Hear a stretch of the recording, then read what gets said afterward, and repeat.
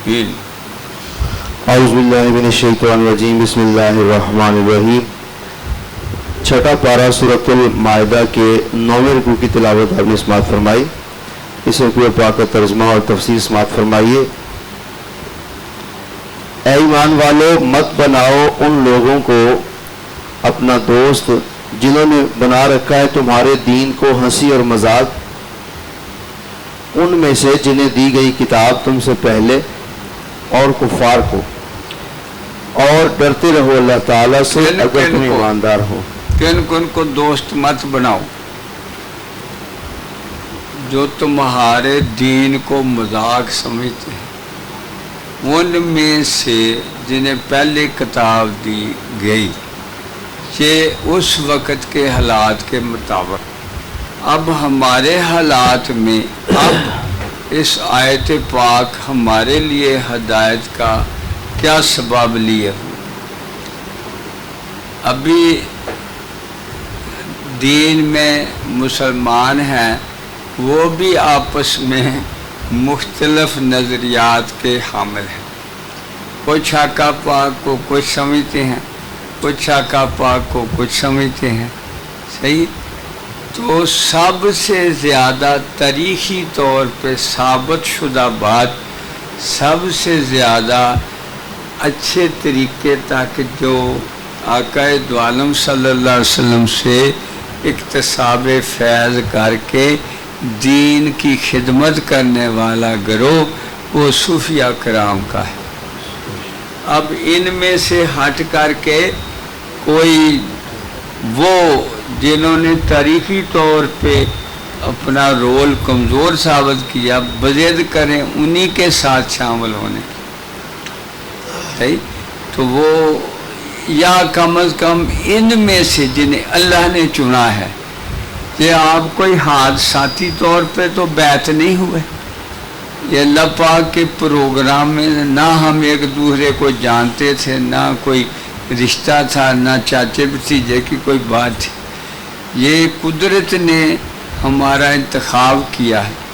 اب اس انتخاب کے بعد اگر ہم ڈیویٹ کر دیں، اس گروہ میں شامل ہو کے دوسرے گروہ والی باتیں کریں، بے ایمانی کریں، لوگوں کو دھوکہ دیں اور اللہ کے احکامات کی نافرمانی کرتے ہوئے رزق کے پجاری بن جائیں،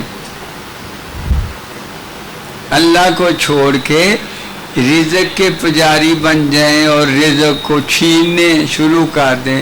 کہاں صبر اور توکل کے ساتھ ان لوگوں کا شیوا ہے کہ صبر اور توکل کے ساتھ اللہ ہی سے مانگا جائے.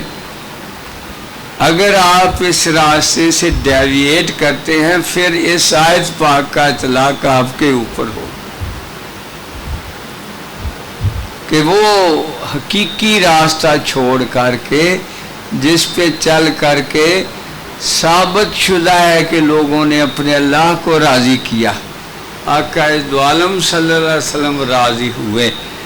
وہ تو یہ شیطان کرواتا ہے، انگلیاں لگاتا ہے، تھوڑا کر لے کوئی بات نہیں ہے. وہ ان کے لیے یہ آیت پاک کہہ رہی ہے خبردار، تو تمہیں حق نصیب کر دیا ہے، تمہارے سینوں کو میں نے روشن کر دیا ہے، ان کو دوبارہ اندھیروں کے حوالے نہ کرو.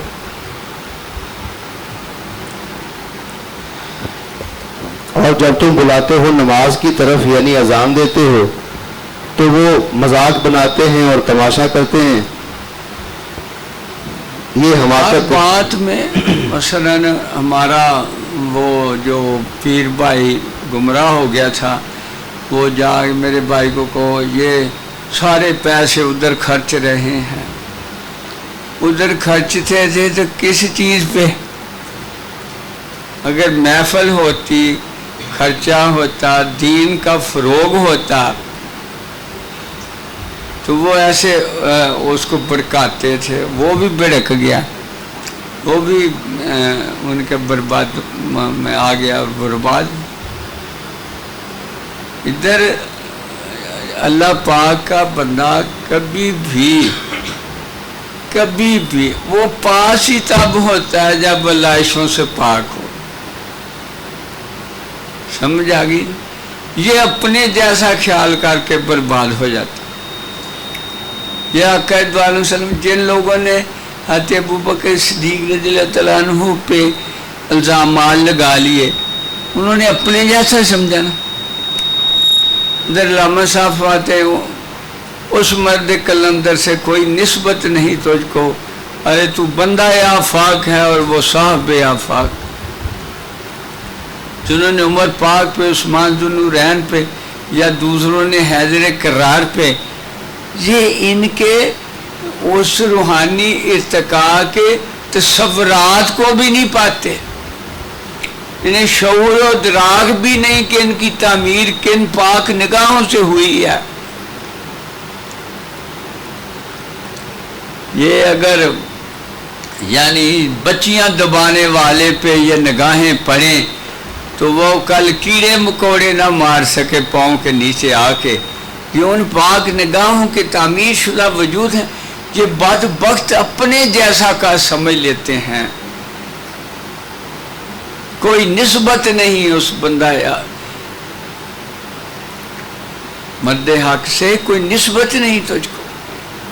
तू बंदा आफाक है और वो साहब आफाक। यही बदबख्ती है कि अपने तखयलात बद को बेस बनाते हुए उनको भी खुद तो डूबे हैं सनम, तुझको भी ले डूबेंगे। ये बात है। कोई उनके पाक तसव्वुरात के ऊपर तनकीद करे, नापाक बंदा।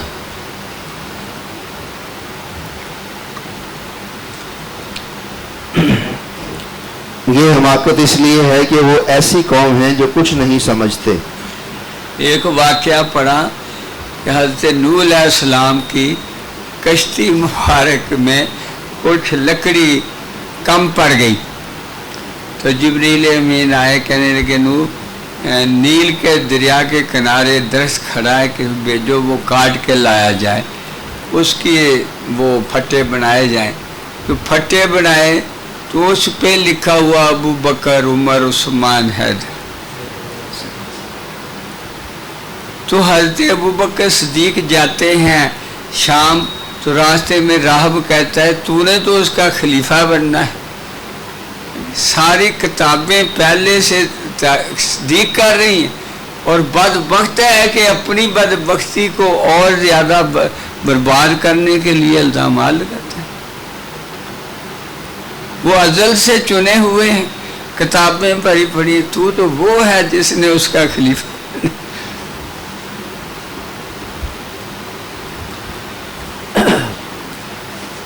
तो ये यहूद और ईसाई जो हैं अजान का ख़ास तौर पे मजाक उड़ाया करते थे।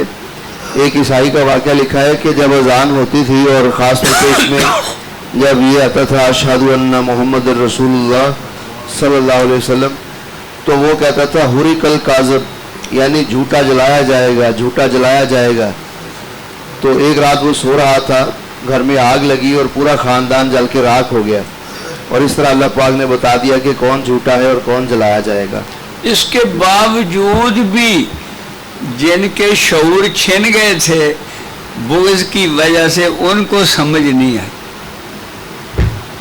हज़रत इमाम अली मकाम ने बददुआ की एक बंदे जिसने आपको बड़ी बुरी गाली दी कि जब आपने कहा मुझे पहचानो मैं कौन हूँ, तो वो कहने लगे ये तेरे बारे में नहीं है जी, और किसके बारे में थी? तो आपने कहा अल्लाह इसको अज़ाब दे। उसी वक्त उसका घोड़ा बिदका भाग भाग के जो आग जलाई थी अहले बैत के लिए वो उसमें डाल दी। अब शऊर को थोड़ी सी भी रमक बाकी होती तो समझ जाते ये क्या। एक और ने कहा उसको बिच्छू लड़ गया पेशाब की जगह पे, तड़पता फिरे बुरे हाल में मरा। मगर जिनके बर्बाद हो गए थे सीने, उनको कुछ समझ ना आए। आप फरमाइए ए अहले किताब, क्या तुम नापसंद करते हो हमसे बजुज इसके कि हम ईमान लाए अल्लाह के साथ और जो उतारा गया हमारी तरफ और जो उतारा गया उससे पहले, और बिलाशुबा बहुत से तुम में से फासिक हैं।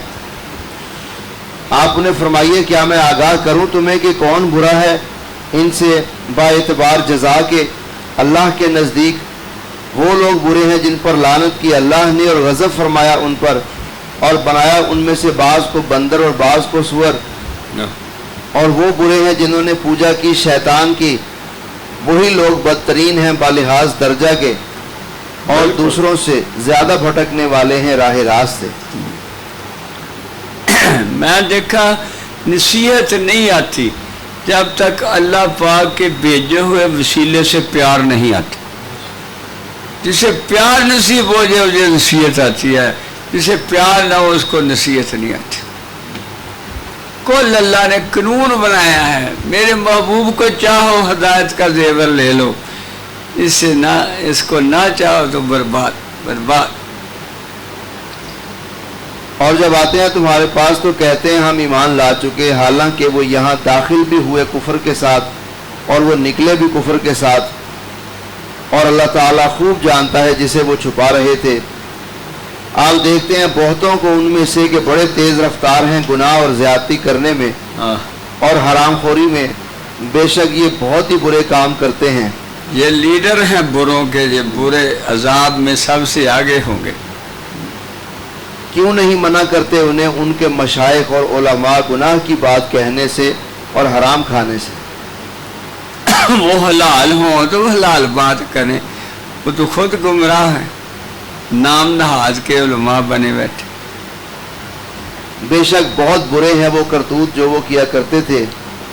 اور کہا یہود نے کہ اللہ کا ہاتھ جکڑا ہوا ہے، لو جکڑے جائیں گے ان کے ہاتھ اور پھٹکار ہو ان پر بوجہ اس گستاخی کے، بلکہ اس کے تو دونوں ہاتھ کھلے ہوئے ہیں، خرچ کرتا ہے جیسے چاہتا ہے، اور ضرور بڑھا دے گا اکثر کو ان میں سے جو نازل کیا گیا۔ سے کچھ لوگ سمجھے شاید اللہ کے ہاتھ ہمارے جیسے، یہ مثال دی گئی ہے کہ چونکہ ہاتھوں سے کام کرتے تھے، مگر اللہ پاک کے ہاتھ انسانی ہاتھوں جیسے نہیں ہیں، یہ جو مخلوق ہاتھ ہیں وہ خالق کے ہاتھ ہیں، وہ تو ساری کائنات پہ دسترس رکھتے ہیں اپنی قدرت سے، ان کو انگلیاں انگوٹھے ضرورت نہیں ہے، صحیح ہے۔ اللہ کی کوئی مثال نہیں دی جا سکتی کسی مخلوق سے، صحیح ہے۔ یہ اس طرح سمجھانے کے لیے بتایا جاتا ہے کہ وہ یہ کام ہاتھوں سے ہوتا ہے تو ہاتھ کہا گیا، مگر کوئی ان کو اپنے ہاتھوں جیسا نہ۔ ہاں یہ ہے کہ ہاتھ ہے اللہ کا، بندہ مومن کا ہاتھ، یہ جب اس کا محبوب بن جاتا ہے تو اس ہاتھ کو اس ہاتھ کی وسعت دسترس سے خیرات ملتی ہے، اور یہ بھی وسیع ہو جاتا ہے۔ کیا کہ دو عالم صلی اللہ علیہ وسلم نماز پڑھا رہے ہیں فجر پاک کی، تھوڑے سے محراب میں آگے ہوتے ہیں، ہاتھ اوپر اٹھاتے ہیں، پھر نیچے کر لیتے ہیں، پھر اپنی جگہ پہ آ جاتے ہیں۔ صحابہ نے پوچھا یا رسول اللہ صلی اللہ علیہ وسلم آج آپ نے غیر معمولی کام کیا؟ وعدے وہ میں جنت سے پھل توڑنے لگا تھا تمہارے لیے، اگر توڑ لیتا تو قیامت تک کھاتے رہتے، وہ ختم نہ ہوتا، بس پھر میں نے رہنے دیا۔ ظاہری یہاں تک نظر آ رہا تھا، دسترس جو ساتوں آسمانوں کے اوپر ہے جنت، وہاں پہ پہنچا ہوا 500 میل کی مسافت ہے دو آسمانوں کے درمیان، وہ ہاتھ تیری دسترس کہاں تک؟ وہ تو آقا دو عالم صلی اللہ علیہ وسلم کا ہاتھ ہے۔ ادھر حضرت شاہ منصور کے ظاہری ہاتھ کاٹ دیے گئے تو آپ نے کہا ٹھیک ہے ظاہری ہاتھ کاٹ دیے گئے، مگر باطنی ہاتھوں سے میں اب بھی ساری کائنات پہ دسترس رکھتا ہوں۔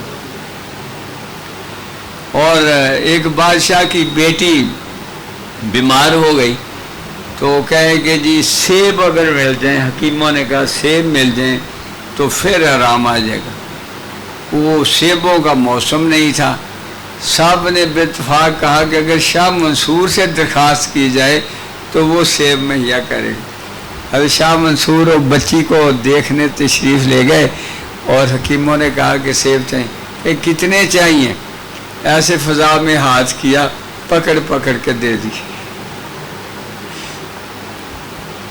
کوئی شعبدہ بازی تو نہیں تھی، نظروں کا دھوکہ تو نہیں تھا، باقاعدہ سیب کھلائے گئے، بچی تندرست ہو۔ یہ یہودیوں کا تانا تھا کہ کیونکہ نبی پاک صلی اللہ علیہ وسلم اور آپ کے صحابہ کرام ظاہری طور پر فقر و غنا کی کیفیت میں رہتے تھے، تو اس پہ یہودی کہتے تھے کہ دیکھو اگر ان کا خدا سخی ہوتا یا اس کے پاس مال ہوتا یا وہ سچا ہوتا تو پھر ان کے یہ حالات نہ ہوتے، تو اس لیے یہ یہاں پہ اشارہ اللہ والوں کو خیرات ہے فقر کی، صبر کی، توکل کی، اور دنیا داروں کی خیرات ہے دنیا کو دیفت ان کا ہے، مردار کہا ہے، لہذا مرداروں کے پاس مردار ہے اور حق پرستوں کے پاس صبر اور توکل کے ہتھیار ہیں۔ اللہ کچھ نہیں کھاتا، کوئی غریب ہے؟ آقا دو عالم صلی اللہ علیہ وسلم نے پتھر باندھ کے رکھے، کیا کوئی جب نماز کا وقت آیا، عبادت کا یا جنگ کا آیا، کیا کمزوری تھی کوئی؟ حضرت حاتم جو نہیں وہ کون ہے جنہوں نے سب سے زیادہ روزے رکھے؟ یار بڑے مشہور، حضرت سہیل تستری رحمۃ اللہ علیہ 6 ماہ بعد روزہ کھولتے، کیا کوئی کمی آئی انہیں؟ جب تک یہ وجود نفس زدہ ہے، اس کی خوراک نفس کی خواہشات دنیا ہے، جب نفس پاک ہو جائے اس کی خوراک ذکر الہی اور دیدار الہی ہے۔ صحیح ہے؟ واقعی دو عالم صلی اللہ علیہ وسلم ویسے ہی کھاتے تھے کہ لوگ گھبرا نہ جائیں، وہ ویسے ہی شفقت فرماتے تھے، ورنہ ان کو کوئی احتیاج نہیں تھی کھانے کی، اور اگر بھوکے رہے ہیں مالک ہو کے تو بھوکوں کو صبر دکھانے کے لیے کہ میری طرح صبر کرنا، رضا الہی اختیار کرنا، ورنہ مالک ہو کے کیسے؟ صحیح ہے؟ یہ سب سے بلند فکر ہے کہ مالک ہو کے صبر کرنا، اختیار ہوتے ہوئے بدلہ نہ لینا، یہ بلند ترین مقامات ہیں بشریت کے۔ اور اگر اہل کتاب ایمان لاتے اور پرہیزگار بنتے تو ہم ضرور کر دیتے ان سے ان کی برائیاں دور، اور ہم ضرور داخل کرتے انہیں نعمت کے باغوں میں، اور اگر وہ قائم کرتے تورات اور انجیل کو اپنے عمل سے اور جو نازل کیا گیا ان کی طرف ان کے رب کی جانب سے، تو انہیں بھی فراخ رزق دیا جاتا، اوپر سے بھی اور نیچے سے بھی، تاکہ وہ کھاتے۔ ان میں ایک جماعت اعتدال پسند بھی ہے، اور اکثر ان میں سے بہت برا ہے جو کر رہے ہیں۔ صدق اللہ العظیم۔ اکثریت برائی پہ ہے۔ چند لوگوں کو حضرت کعب بن شرف کے ایمان لے آئے تھے، ان کے عالم تھے نا ایک، ان کا ان کو اندر چھپایا ہوا تھا، جب وہ آئے تو عبداللہ بن سلام، ہاں وہ لے آئے تھے ایمان، ان کے والد گرامی بھی عالم تھے، وہ عبداللہ بن سلام لے آئے۔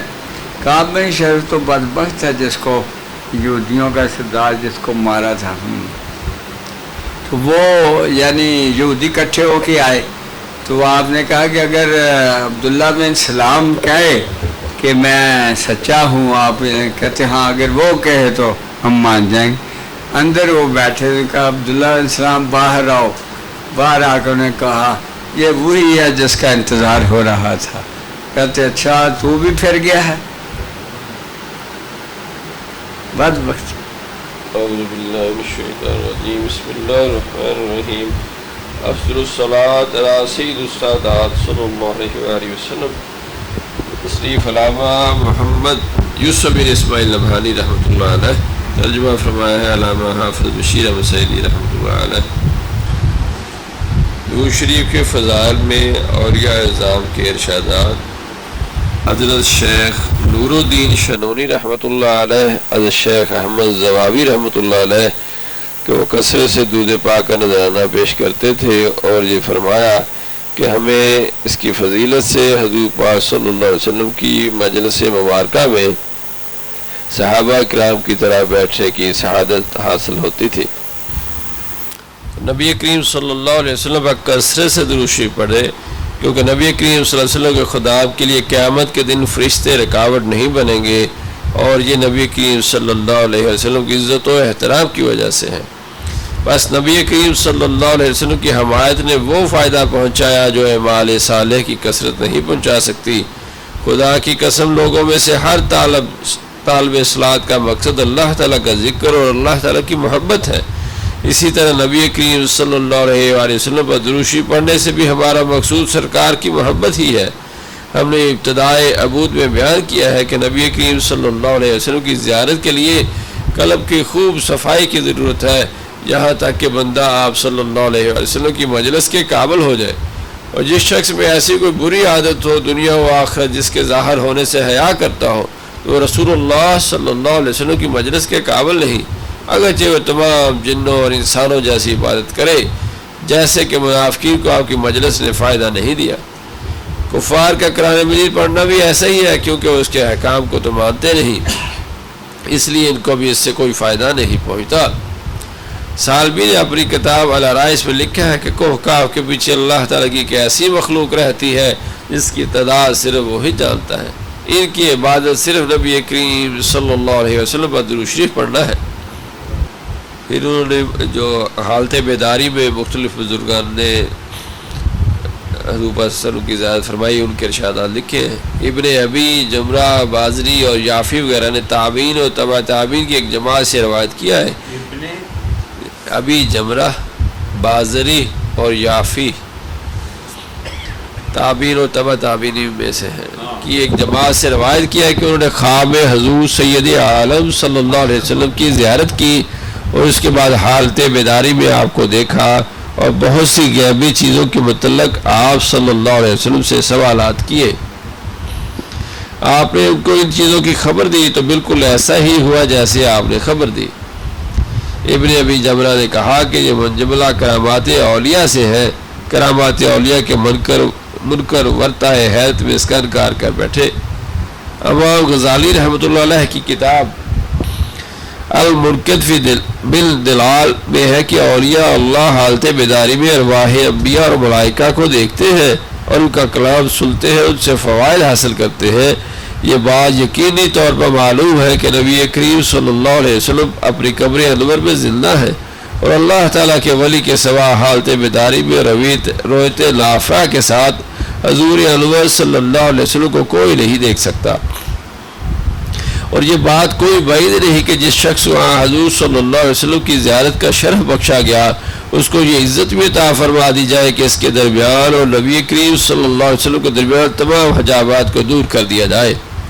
باوجود یہ کہ سرکار دو عالم صلی اللہ علیہ وسلم اپنی قبر انور میں رونق افروز ہے، اور یہ اللہ حالت بیداری میں رسول اللہ صلی اللہ علیہ وسلم کو ان کی قبر انور میں دیکھتے ہیں، آپ سے باتیں کرتے ہیں، اگرچہ وہ دور دراز کے رہنے والے ہیں اور ان کے مراتب مختلف ہیں۔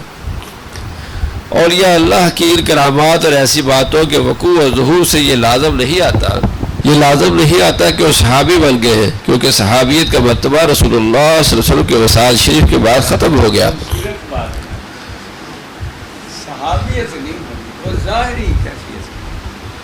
اور جس شخص نے آپ کے وصال شریف کے بعد دفن سے پہلے بھی آپ کی زیارت کر لی، وہ بھی صحابی نہیں بنتا۔ تو یہ مبارک ہستیاں بطریق اولا صحابی نہیں، تو صاحب فتح الباری کا یہ قول کہ ہذا مشکل جدہ رد ہو گیا۔ علامہ شہاب ابن حجر نے فرمایا کہ کتب اکبر حضرت ابو الحسن شاذلی رحمۃ اللہ علیہ کے شاگرد کتب ابو العباس مرسی نے کہا کہ مجھے ان کا حالت بیداری میں نبی کریم صلی اللہ علیہ وسلم کو بار بار دیکھنا اچھی طرح یاد ہے، بالخصوص قرابہ میں اپنے والد کی قبر کے پاس میرے شیخ اور میرے والد کے شیخ شمس محمد بن ابو الحمال نے جاگتے ہوئے نبی کریم صلی اللہ علیہ وسلم کو دیکھا اور اپنا سر قمیض کے گریبان میں ڈالا، پھر کہا حضور صلی اللہ علیہ وسلم نے اس میں یہ فرمایا، پس وہی ہوتا ہے جس کی وہ خبر دیتے تھے، اس کے خلاف کبھی بھی نہ ہوتا، تو اس کے انکار سے بچ، کیونکہ وہ خطرناک زہر ہے۔ حضرت عبدالغنی نابلسی رحمۃ اللہ علیہ نے فرمایا کہ کہ یہ کوئی عجیب اور انوکھی بات نہیں، کیونکہ مردوں کی روحیں الاطلاق مرتی رہی اور نہ ہی کبھی مرے گی، لیکن جب وہ اجسام ترابیہ عنصریہ سے جدا ہو جاتی ہے تو اپنی مختلف شکلیں اختیار کر لیتی ہیں، جیسے جبرائیل امین علیہ السلام کا حضرت دہیہ کلبی رضی اللہ تعالیٰ عنہ اور اعرابی کی شکل میں آنا، جیسا کہ صحیح احادیث نبویہ میں وارد ہے۔ جب عام روحوں کا یہ حال ہے جو حقوق اور معاملات کی وجہ سے محبوس نہیں، جو کہ مرنے کے بعد ان پر رہ گئے تھے، جیسے رب تعالیٰ نے فرمایا، سورہ مدثر کی آیت ہے کہ اصحاب یمین کے سوا ہر شخص ہی بدعمالیوں کی وجہ سے محبوس ہے۔ اصحاب یمین کے سوا ہر شخص ہی بدعمالیوں کی وجہ سے محبوس ہے۔ محبوس ہے یعنی قید ہے۔ اس کے اوپر ابھی حجابات محبوس قید۔ تو انبیاء و مرسلین کی روحوں کے بارے میں تیرا کیا خیال ہے؟ موت روحوں کے فنا ہو جانے کا نام نہیں، اگرچہ ان کی اجسام بسیدہ ہو جائے۔ قبر میں سوال حق ہے، اسی طرح قبر کی نعمتیں اور عذاب بھی حق ہے، یہی اہل سنت کا مذہب ہے، اور قبر کا سوال نعمتیں عذاب عالم برزخ میں ہے، عالم دنیا میں نہیں، اور قبر عالم برزخ کا دروازہ ہے۔ قبروں میں مردوں کے صرف اجسام ہیں، کیونکہ قبریں عالم دنیا میں ہے، جبکہ مردوں کی روحیں عالم برزخ میں حیات ابریہ کے ساتھ زندہ ہے۔ اجسام صرف اپنی روحوں کی وجہ سے دنیا میں زندہ تھے، جب روحیں علم تصرف کرنے سے معزول ہو گئی تو اجسام پر موت طاری ہو گئی، لیکن روحیں اسی طرح زندہ ہے جیسا کہ پہلے تھی۔ موت صرف انتقال ہے ایک عالم سے دوسرے عالم کی طرف۔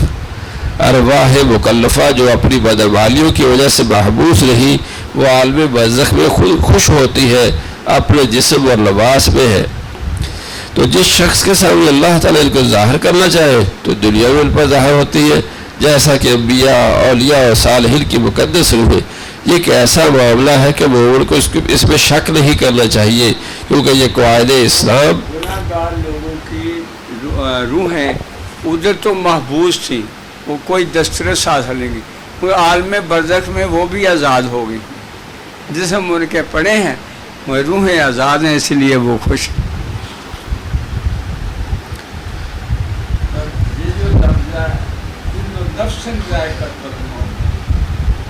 نفس کو موت ہے، روح کو تو موت ہے، جسم جو ہے وہ دونوں کا مجموعہ ہے، غلط ہے، وہ جسم جو ہے وہ نفس جو ہے مر جاتا ہے، روح باقی ہے۔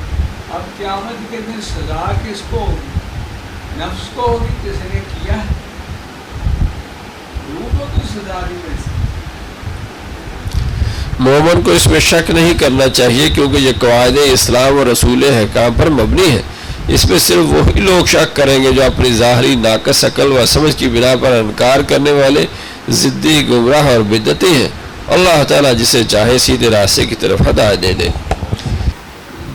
یہ آج ہم نے درود پاک کی کتاب سے یہ پڑھا کہ اولیاء کاملین کو آقا دو عالم صلی اللہ علیہ وسلم سے جاگتے ہوئے ملاقات کا شرف نصیب ہوتا ہے، اور یہ اس کے باطن کی پاکیزگی کی وجہ سے، یعنی تزکیہ نفس سے جب یہ پاک ہوتا ہے تو پھر آقا دو عالم صلی اللہ علیہ وسلم کو اس حیاتی میں ہی جاگتے ہوئے دیکھتا ہے۔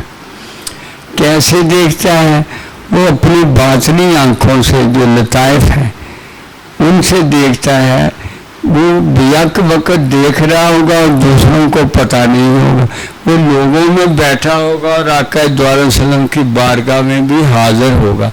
اس کیفیت پہ جو انکار کریں گے ان کا انکار برحق ہے، کیونکہ وہ اس حالت کو پہنچ ہی نہیں سکتے، انہوں نے وہ راستہ ہی اختیار نہیں کیا، انہوں نے انکار کر کے اپنے اوپر دروازے بند کر لیے۔ لہذا جو آقا دو عالم صلی اللہ علیہ وسلم کی کیفیت اہل اللہ جانتے ہیں وہ دوسرے حجابات والے نہیں جانتے۔ ان کا تبصرے کرنا کہ آپ کو یہ حاصل تھا، یہ نہیں حاصل تھا، وہ بالکل ایک اندھے جیسے ہاتھی کو بیان کریں، وہ بات ہے۔ تو صوفیہ کرام جنہیں یہ نصیب ہوتا ہے یہ حال کہ آپ آقا دو عالم صلی اللہ علیہ وسلم کی بارگاہ اقدس میں حاضر ہوتے ہیں، وہ ابھی دیکھو ان میں ادھر میدوں میں بھی بیٹھے ہوتے ہیں، دنیا میں بھی بیٹھے ہوتے ہیں، تو وہاں پہ صرف وہی بات کہ بلیا تیری صورت دے وچ صورت ہور بھی رہندی ہے، وہ صورت جو ہے وہ آقا دو عالم صلی اللہ علیہ وسلم کی بارگاہ میں حاضر ہوتی ہے، وہ حاصلات کرتی، وہ اس صورت میں آقا پاک نے ناراضگی تھی۔ صحیح، یہ ابھی تک عالموں کی جھگڑا نہیں ختم ہو رہا کہ جسم کے ساتھ کی تھی کہ کیسے، یہ ایک فقیر ہی بیان کر سکتا ہے جسے یہ نعمت اللہ پاک نے عطا کی ہو۔ وہ سارے عوارض ہوش و حواس سب اس کے ساتھ ہوتے ہیں، مگر یہ بشری جسم نہیں ہوتا، اس میں سے نکل کر کے وہ پرواز کرتا ہے۔ یہ ادھر ہی بیٹھا اپنا کام سر انجام دے رہا ہے، رضائی کو گرم رکھتا ہے، ٹوٹی سے پانی چل رہا ہے، اور وہ 30 سال کا پیریڈ جو ہے وہ گزارتا ہے۔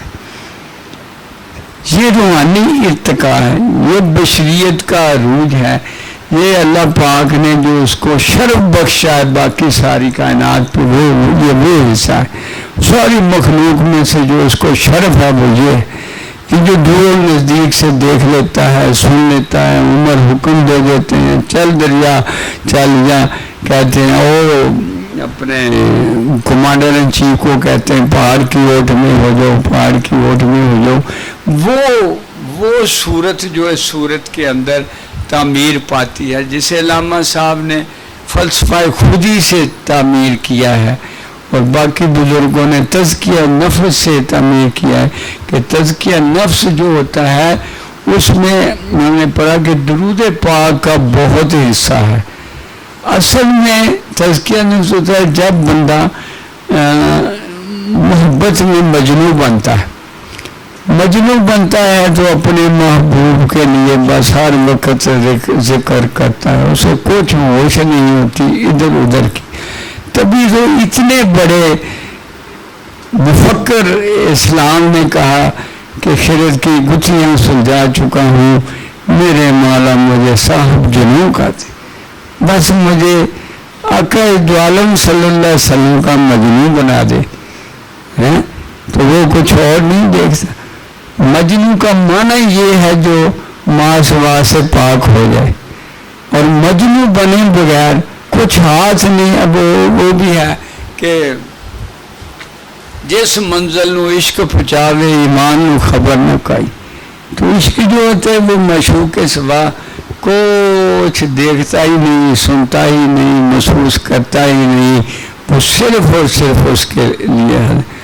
اور یہ پھر نفس و شیطان آ کے چکولے لگائے گا، تجھے اتنے سال ہو گئے ہیں، تجھے تو یہ کیفیات نصیب نہیں، تو تیرے اپنے ہی وجہ سے ہے، اگر تو اپنی غلطی نکالے گا تو پاس ہو جائے گا۔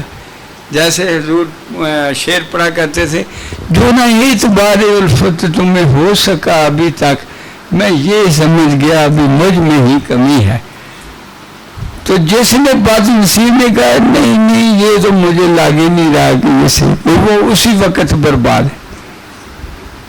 اتنے آباد لوگوں کی بات چھوڑ کے وہ کہے کہ میں نہیں، تو اپنی کمیاں دور کر، وہاں تو پاک ہی پہنچے گا، نہ پاک تو نہیں پہنچ سکتا۔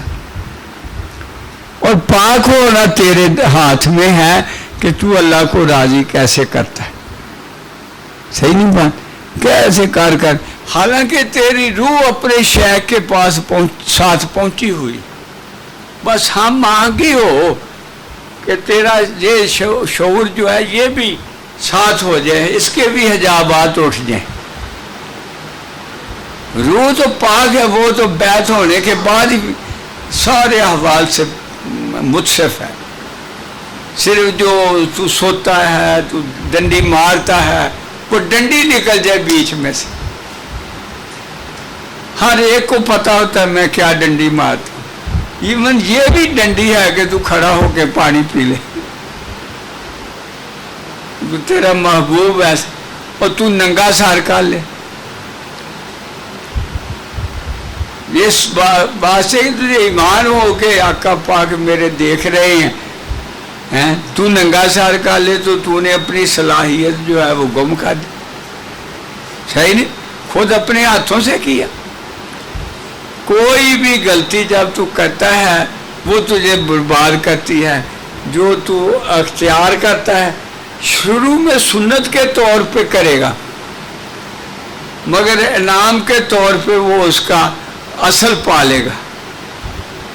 पहले सुन्नत समझ के करे, सही नहीं, सुन्नत समझ के करे कि बस मेरे महबूब पाक ने ऐसे किया है, यही रब का मकबूल फेल है। तो अल्लाह पाक की बारगाह में रो रो के अर्ज है कि ऐ अल्लाह पाक, हम आज जो मस्कीन बंदे कहाँ से काबिल इसके, ये तेरी करम नवाजी है कि तूने हमें कबूल फरमा लिया है। ऐ बारेला, वो बाकी कमियां जो हमारी वजह से हैं वो अपने महबूब के सदके हमारी दूर कर, और हमें पक्का सच्चा कामल गवाही देने वाला बना दे, ताकि तेरे दीन के फ़रोग़ का ज़रिया बने। सल्लल्लाहु अलैहि वसल्लम।